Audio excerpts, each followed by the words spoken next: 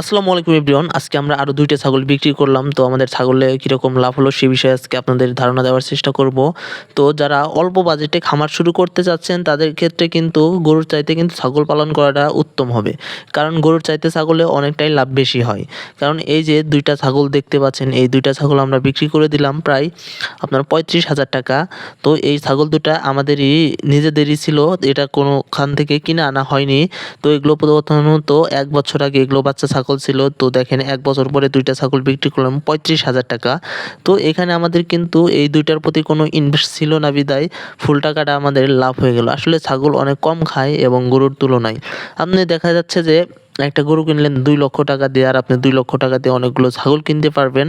তো সেক্ষেত্রে কিন্তু আপনাদের গরুর চাইতে কিন্তু ছাগল পালন করাটা উত্তম। যাদের বাজেট খুবই কম এবং সীমিত তারা কিন্তু এই বিজনেসটা শুরু করতে পারেন। আসলে ছাগল বছরে ২ টা করে বাচ্চা দেয় এবং কি ছাগলে অনেকটা প্রফিট হয়। আপনারা তাই এখন এই বিজনেসটা করতে পারেন। আমাদের ছাগলগুলো তো মাত্র ইনভেস্ট ছিল ৬,০০০ টাকা, যেটা দিয়ে এগুলোর মাকে কেনা হয়েছিল। তারপরে দেখেন টোটাল ৪ টা বাচ্চা দিয়েছে। ওইখানে এখন আপনার আরো ১৫,০০০ টাকার মতো, মানে পরের যে বাচ্চাগুলো আছে ওগুলোর দাম হবে ১৫,০০০ টাকা, আর এদের বেচলাম ৩৫,০০০ টাকা এবং ৬,০০০ টাকা চালান থেকে গেল।